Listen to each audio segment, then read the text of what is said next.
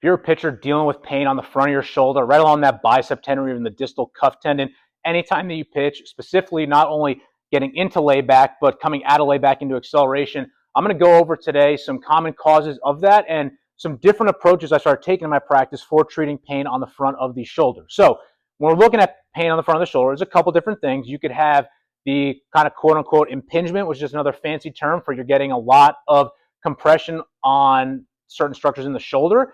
Or you could have some bicep tendon problems, some distal cuff problems, some labral problems. So there's a lot of ways that we can look at this. But from my experience, a lot of times, more often than not, there is some type of underlying instability in the shoulder that is causing a lot of pressure. So that the shoulder's golf ball in a tee, of that shoulder getting pushed forward and a little bit superiorly up into that acromion. When it gets pushed forward, you're going to get a lot of pressure and tension on that bicep tendon. And then when it comes up, you're going to get a lot of pressure on that bursa and that supraspinatus, which is one of your cuff tendons. So how do we go about treating this?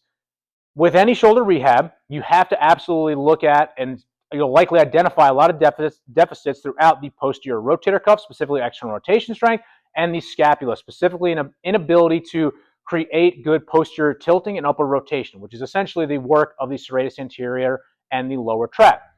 One thing that I have started to change a lot in my practice is how we go about loading the anterior shoulder.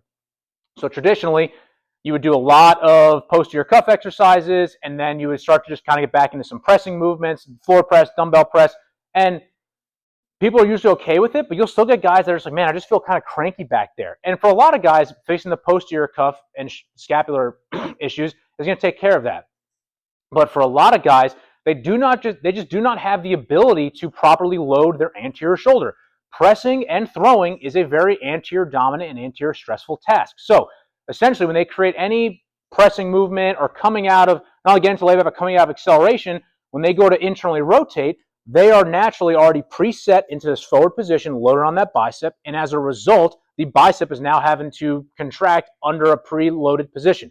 It never likes that, and it never goes well. So what we have to do is teach them how do we create some stability in that shoulder that allows them, when they go to create a forward movement, that shoulder just rotates in the joint nice and smoothly instead of getting pushed forward.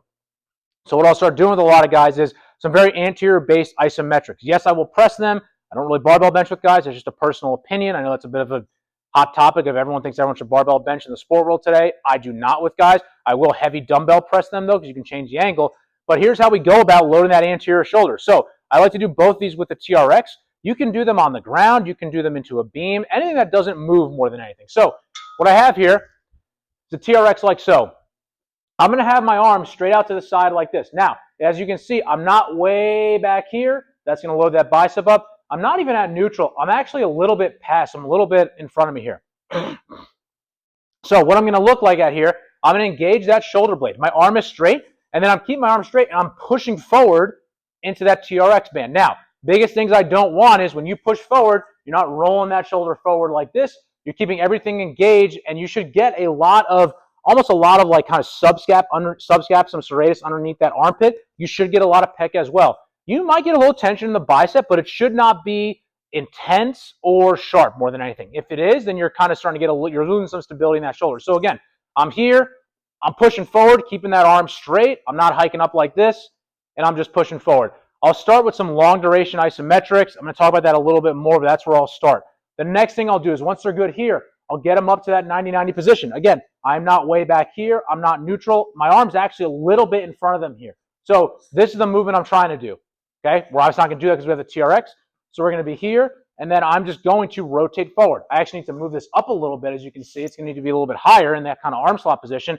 But I'm here, shoulder blades engaged, and I'm rotating forward. Where you should be feeling is a very kind of deep shoulder stress. I do not want this to be bicep tendon. You'll get some pec involvement. You might get a little bit of lat as well. But you should not see when you go to generate, you're starting to roll forward like that. That's going to put a lot on that bicep tendon.